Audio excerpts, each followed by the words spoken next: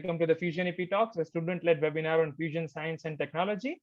I'm your host, Dhaval, and I'm delighted to introduce you to today's speaker, Emmanouil Maragkoudakis.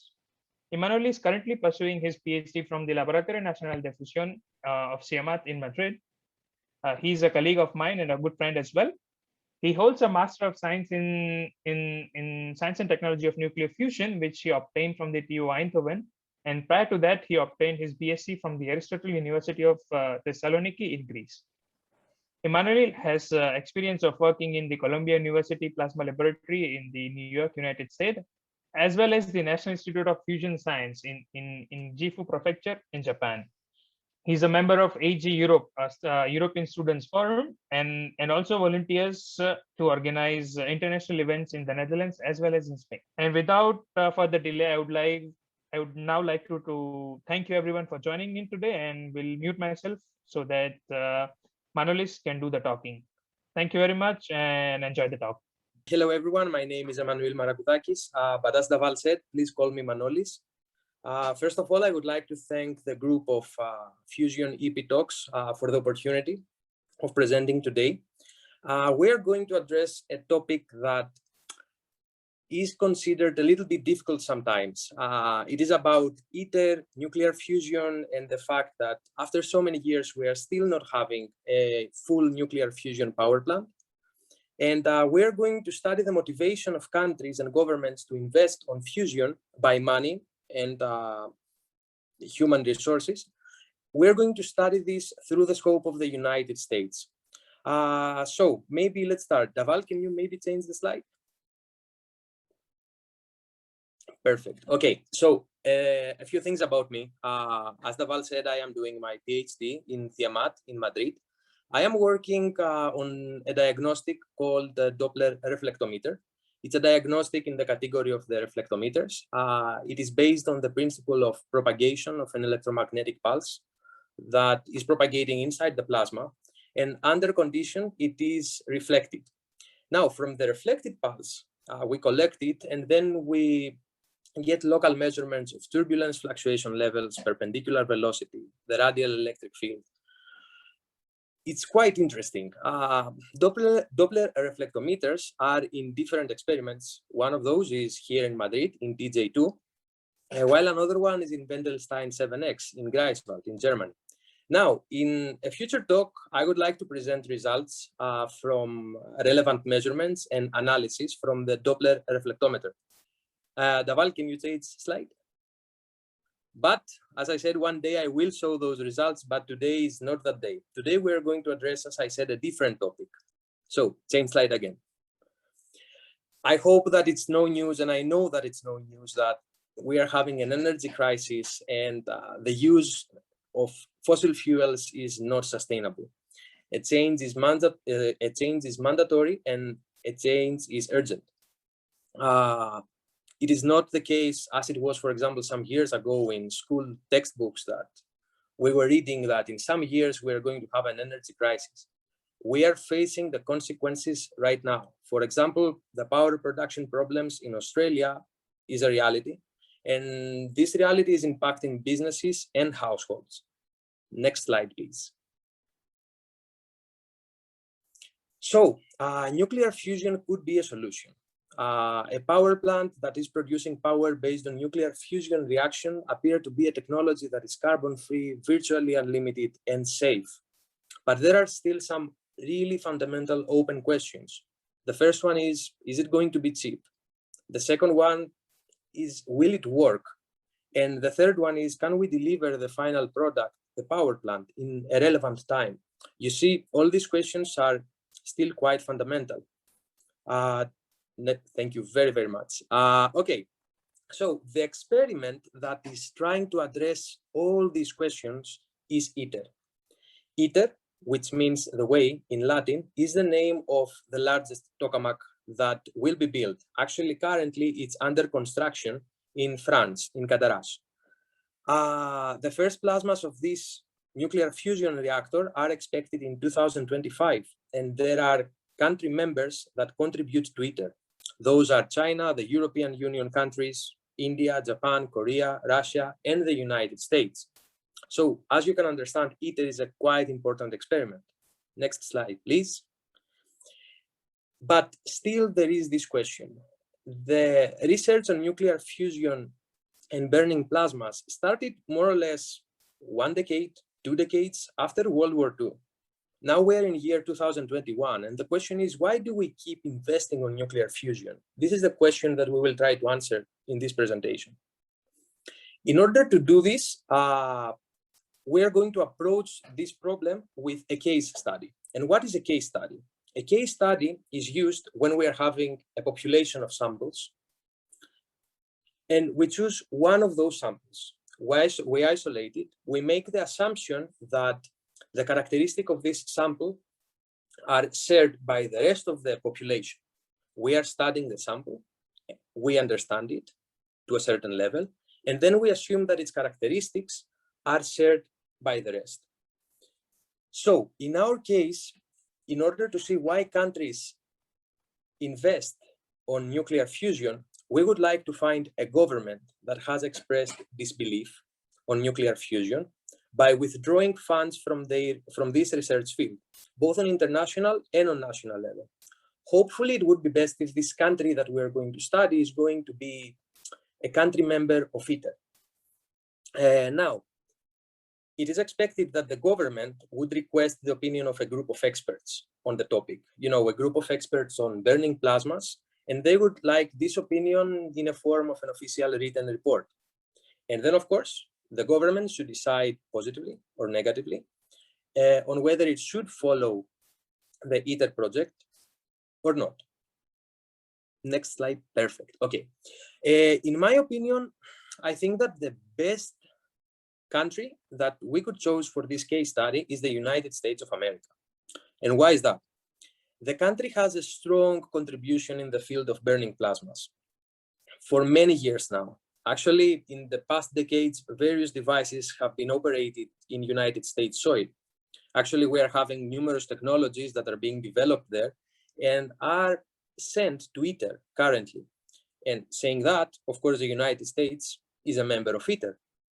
On the right, you can see numerous national laboratories like Savannah River or Oak Ridge, Princeton, Wisconsin, a company, General Atomics, PSFC from MIT, and Columbia Engineering School. All those are contributing to the nuclear fusion research in the United States and internationally. Now, if we could change the slide. Perfect. But despite the contribution of all these great institutes, United States officials frequently express strong doubts towards nuclear fusion research. United States joined ITER in 2003. And if I need to be really precise, rejoined ITER in 2003. Just 1 year later, the Undersecretary of the Department of Energy, Orbach, stated that the science of fusion appears to be an unacceptable risk, and it requires a lot of development still in the technology.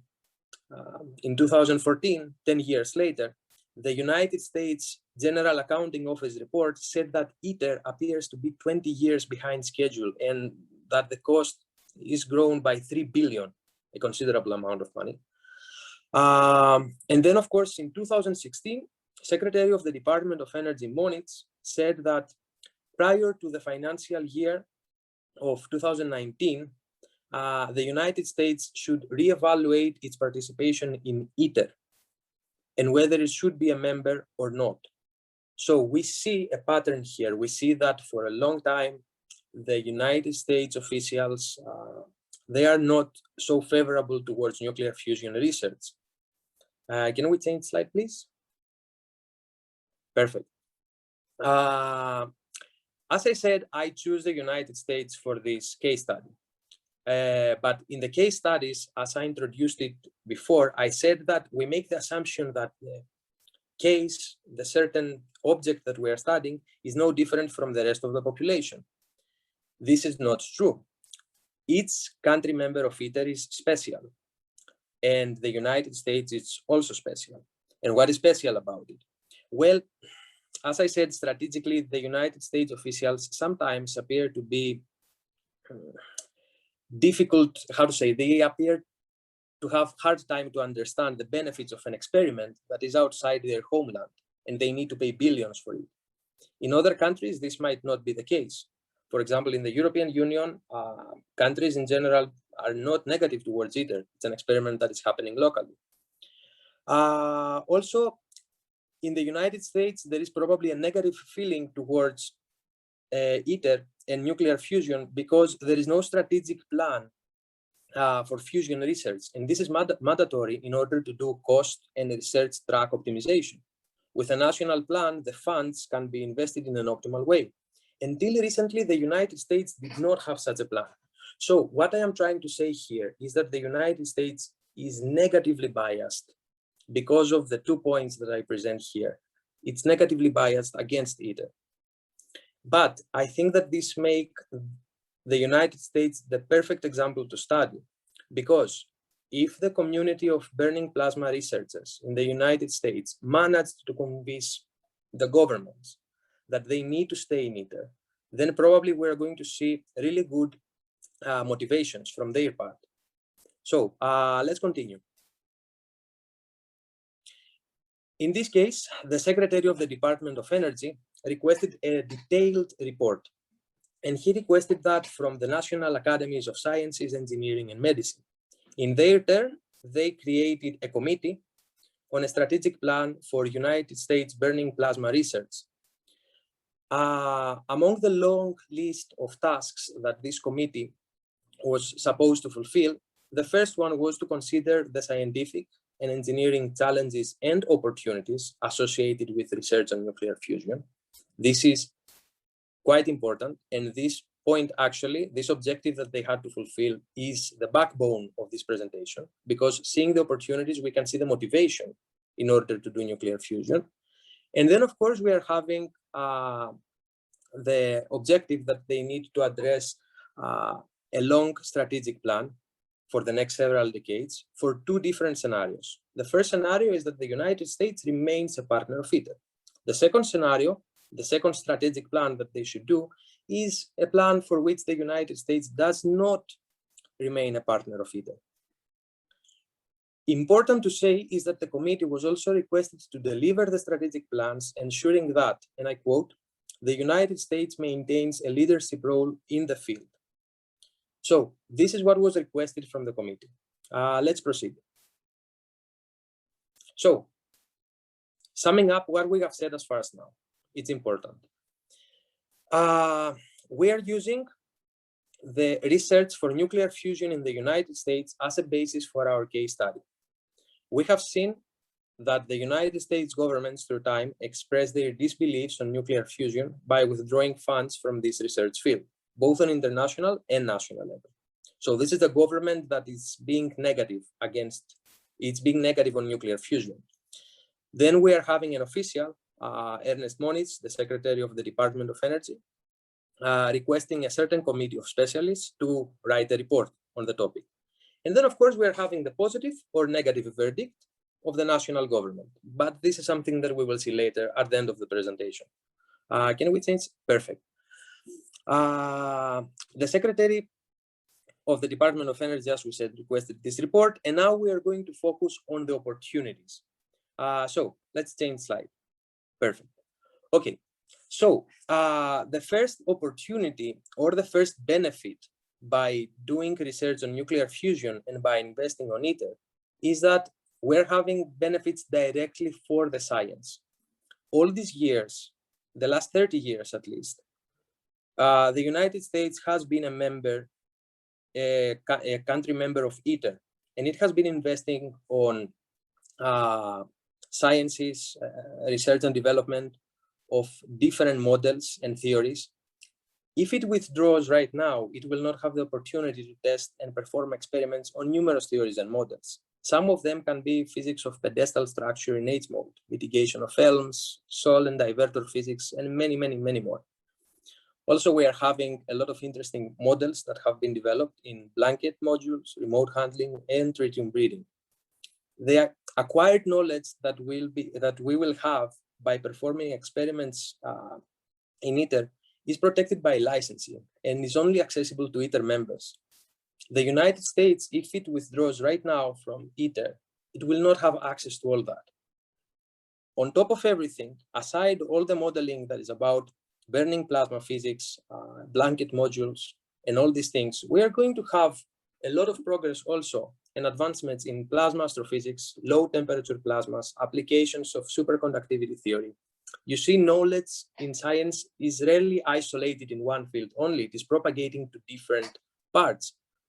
So this is really important. Next slide, please. The next slide has to do with the technological domain. Previously, we saw benefits on science. Now we see benefits on technology. I quote directly from the report. ITER's superconducting magnet system will be the largest ever made and is designed to operate. The technology of superconducting coils reached its limits in order to meet the standards of ITER.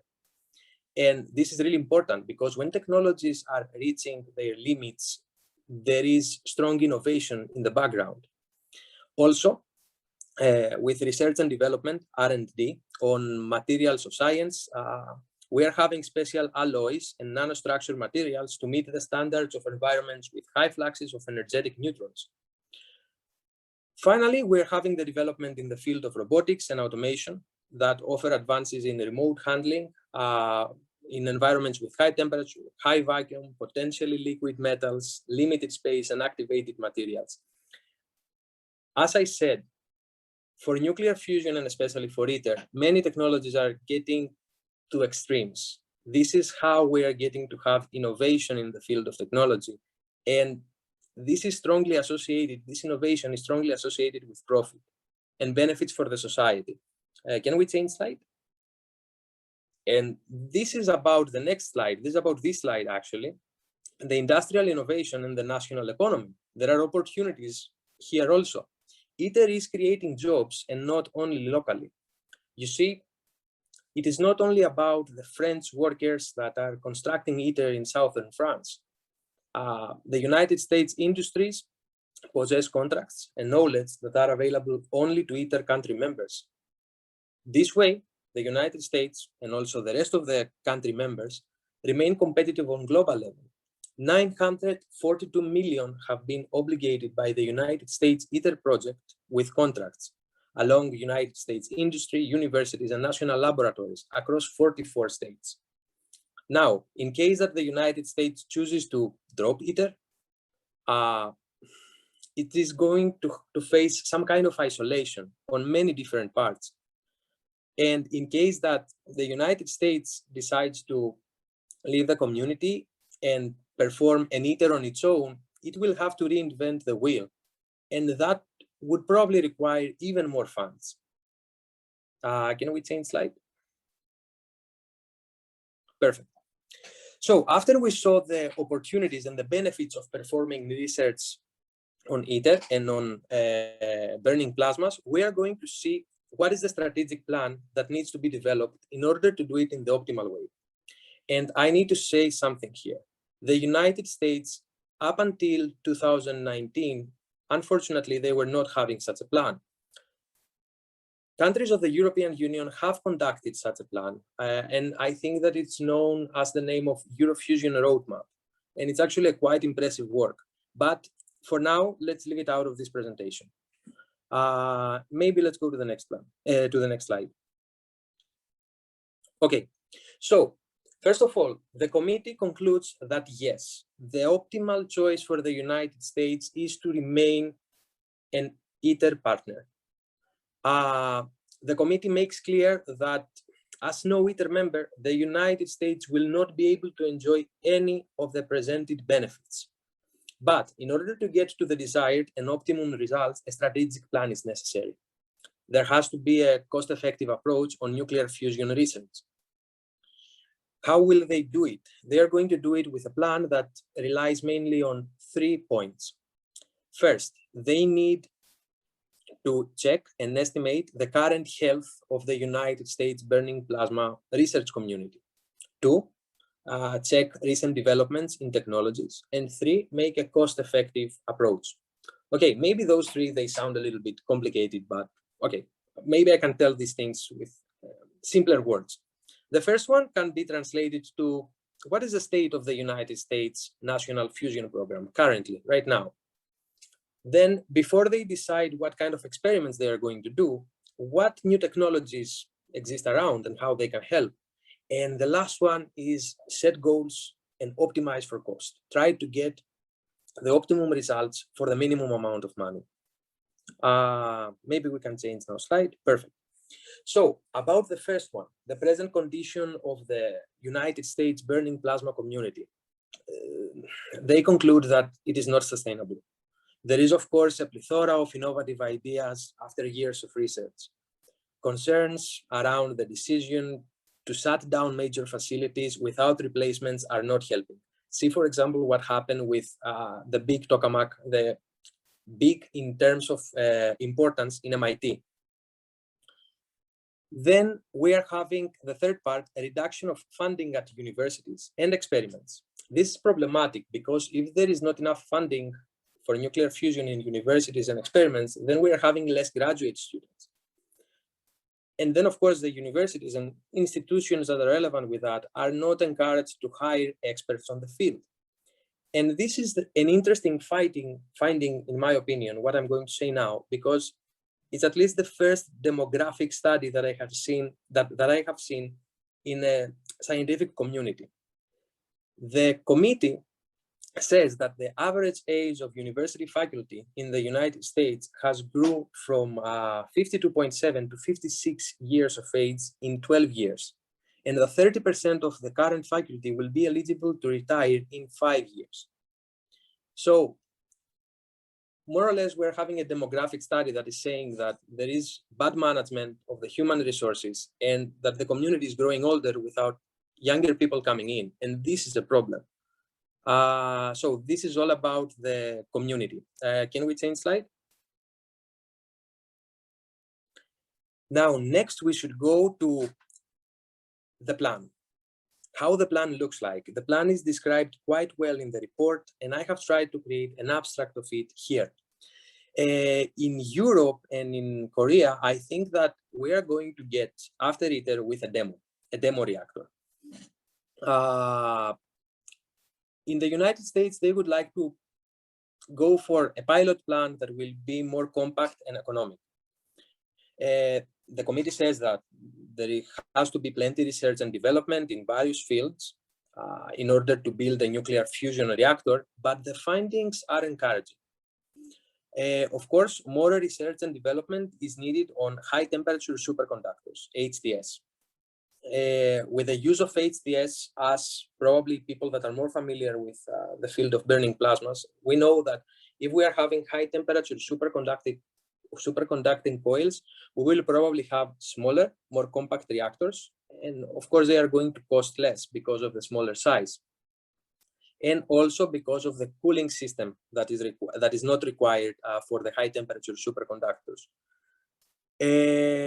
Of course, a smaller and more compact pilot plant corresponds to the needs of the market trends. It can have a lower capital cost capacity additions, which is relevant to the efficient use of the produced power. It can have shorter construction times. And this is really relevant to the return of investment, also known as ROI index.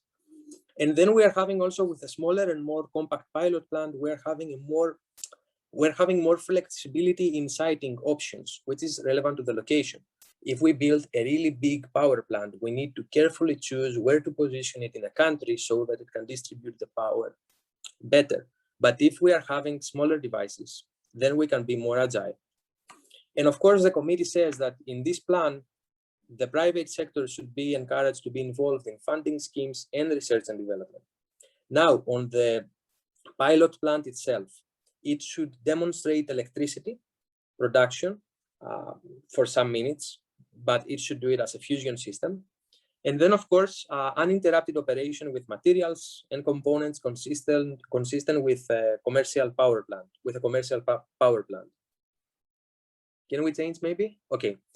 I know that in this presentation, we are not having time to read all names and all members, the names of the members of the committee, but I still think that it's appropriate to pay respect to those that actually conducted this strategic plan and this report. So maybe let's change, please, slide. So closing, year 2021, the question that we asked, why do we keep investing on nuclear fusion? Through a case study with focus on the United States of America, we saw that the benefits are, first, this is the first benefit and the most important one, to make available a power source that is virtually unlimited, carbon-free, and safe. Also, with the participation in ITER, the next big experiment of burning plasmas, country members gain the following. One, opportunities to validate and test the science of burning plasmas, develop technologies that are relevant to the development of a power plant with other applications, an opportunity for the industries of a nation and economies to innovate for products of high-end standards and remain competitive internationally. And those are my sources. Dhaval, if possible, close with the conclusion slide, please. So yes, there. And this is it. I am done. Thank you very much. All right. Thank you very much, Emmanouil, for the nice talk. And yes, Professor Fanous, you can try to unmute yourselves. Yes. Okay. Do you hear me? Yes, we can. Yeah. Okay. Thank you very much for the interesting talk. According to me, there is one argument that also plays in the decision of the United States, which you didn't mention, and maybe it was also not written in the report. And this is a geopolitical argument, namely with respect to China. So China has a very aggressive policy in many respects, but also in fusion. And I think they are taking ideas a bit everywhere, and especially also in the United States. So could this not be an argument for the US if they see that China is progressing fast in this field and they may be lagging behind? Can this not be a decision to continue in fusion? If there is no further question, okay. So I need to answer based on the sources and what I have studied. In the interim report of the committee and also on the final report, this argument is not clearly stated. Again, answering only based on the sources that I am presenting. What I can say is that the Congress and the Secretary of the Department of Energy restricted the scientific committee on certain bullet points. And some of them, for example, was not to interfere with, I don't know, structural differences on the governing of the United States and the approach, for example, on how the money should be distributed, or a structural change that the committee maybe would like to do in the Department of Energy so that the community would progress better. So the Secretary of the Department of Energy kept the scientists quite to strict, let's say, paths on the way that they could develop their work. And unfortunately, in the sources, I never saw something like that, such an argument. Personally, I believe that it can make sense, but again, it was never written in what I have studied. I can fully understand this, that it will not be written in the evaluation report, but in the final decision, which will be taken by politicians, it will play a role, I think. Of course it does, and indirectly, in support of what you are saying and the comment that you are making, remember that in one of the slides that I presented the objectives of the committee, there was at the bottom of the slide a sentence that was saying that the committee should conduct this report aiming for the United States to be as competitive as possible in the field. So I think that this comment can be relevant with what you're saying. Okay, thank you. Thank you very much. Thank you very much, Professor Fanous, for your question. We have another question from Jose Julio Emilio Herrera. I would now ask you to please unmute yourself and you can ask your question, sir. Yeah, thank you very much. Well, first of all, I think you are not addressing except the issue that the title of your talk is about, which is why has it taken so long to build ITER? In principle, ITER was to be built around 2010 or something like that. And much of it has to do with the bad organization that it had at the very beginning. Fortunately, this organization has improved in recent years. Then you talk about burning plasmas, but so far, the only burning plasmas, well, the only tritium, deuterium plasmas that have ever worked were back in the 1990s. And there hasn't been any other deuterium tritium experiment ever since. Mm-hmm. And part of it is precisely because of this idea of going into ITER, skipping other possibilities. I mean, there were other projects that were invested in really producing burning plasmas. And by that, I mean plasmas in which at least 50% of the heating would come from alpha particles. Nothing like that has been tried, and ITER is not going to do that before 2035. The other thing is that since all this government-supported research is not really doing any advancement, any real advancement, now we have many private investment in all this. And this is something that has been particularly going on in the United States, although there is also some effort in the United Kingdom. And all of this is because many people in the fusion research are ignoring what is happening in the general picture of energy. And in the general picture of energy, both in renewables and in fission energy, there are many advancements that at the present pace of fusion research will practically leave it out of the scenario. Also, there is a more recent report by the National Academies of Sciences and Medicine that were presented this year, which I think you should take into account. But that's all.